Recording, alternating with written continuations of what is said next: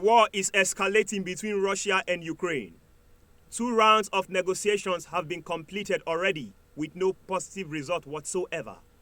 Again, the 2 countries are still trying to give diplomacy another chance by scheduling a 3rd round of negotiation. As we speak, millions of people are fleeing their homes.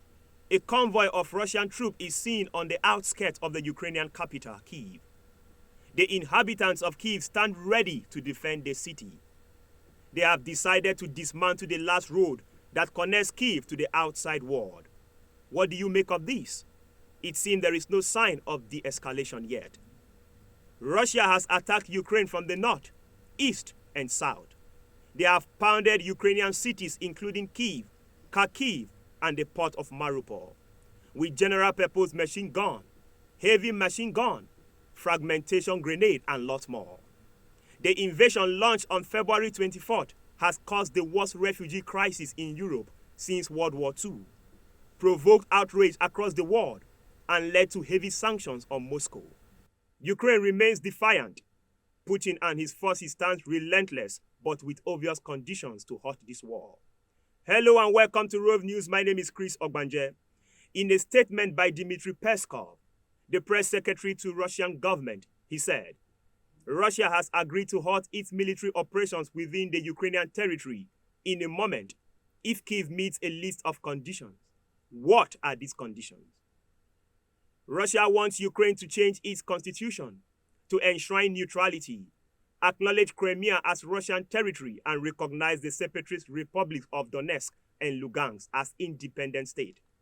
According to Peskov, Russia was not seeking to make any further territorial claims on Ukraine and said it was not true that it was demanding Kyiv to be handed over. Should the world believe Russia now? He went further to say that Ukraine is an independent state that will live as it wants, but under conditions of neutrality. Meanwhile, on these conditions, there was no immediate reaction on this from the Ukrainian side. Don't forget, these outlined conditions and demands are coming in from Russia as they prepare for the 3rd round of talks aimed at ending Russia's war against Ukraine.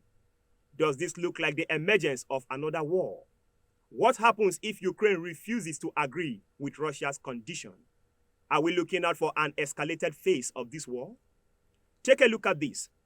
Peskov said the situation in Ukraine had posed a much greater threat to Russia's security than it had in 2014. Meanwhile, Russia had also amassed over 150,000 troops at the Ukrainian border, prompting fear of another Russian invasion. Ukraine's President Volodymyr Zelensky accuses Russian troops of the deliberate murder of civilians after a family with 2 children was killed by shelling in the street while trying to flee the town of Irpin on the outskirts of Kyiv. All the facts are clear. Russia has gone all in and will settle for nothing less than victory over Ukraine.